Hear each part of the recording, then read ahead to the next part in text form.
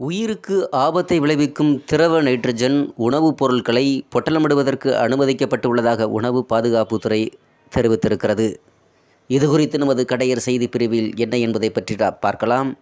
கர்நாடக மாநிலத்தில் திரவ நைட்ரஜன் கலந்த ஸ்மோக் பிஸ்கட் சாப்பிட்ட சிறுவன் வயிற்று வலியால் துடிதுடித்த வீடியோ வெளியாகி அதிர்ச்சியை ஏற்படுத்தியிருந்தது. தமிழகத்தில் திரவ நைட்ரஜன் கலந்த உணவை விற்பனை செய்தால் நடவடிக்கை எடுக்கப்படும் என உணவு பாதுகாப்புத்துறை எச்சரித்திருந்தது. பால், தயிர், பழச்சாறு உள்ளிட்ட உணவுப் பொருட்களை பொட்டலமிடுவதற்கு மட்டுமே நைட்ரஜன் பயன்படுத்த அனுமதிக்கப்பட்டுள்ளது என உணவு பாதுகாப்புத்துறை தெரிவித்திருக்கிறது.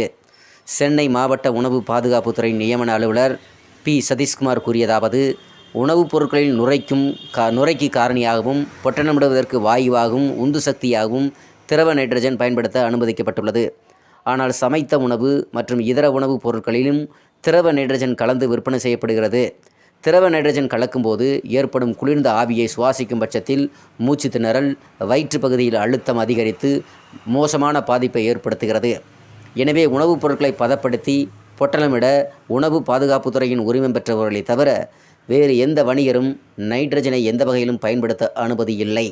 நைட்ரஜனை திரவ வாயு உள்ளிட்ட எந்த வடிவிலும் கலந்து உணவுப் பொருட்களை தயாரித்து சமைத்து விற்பனை செய்ய தடை விதிக்கப்பட்டிருக்கிறது. திரவ நைட்ரஜன் பயன்படுத்த உரிமை பெற்றவர்கள் விதியை மீறினால் ரூ.2000 முதல் ரூ.10,000 வரை அபராதமும், குற்றம் உறுதி செய்யப்பட்டால் உரிமம் ரத்து செய்யப்படும். 2 லட்சம் ரூபாய் வரை அபராதம் விதிக்கப்படும். உரிமம் பெற்றவர்களுக்கு இந்த விதிகளின்படி நடவடிக்கை எடுக்கப்படுவதுடன் குற்றவியல் நடவடிக்கைகளும் மேற்கொள்ளப்படும். அத்துடன் பாதிக்கப்பட்டவர்களுக்கு சம்பந்தப்பட்ட வணிகரிடமிருந்து இழப்பீடும் பெற்றுத்தரப்படும் என்று அவர் கூறியிருக்கிறார்.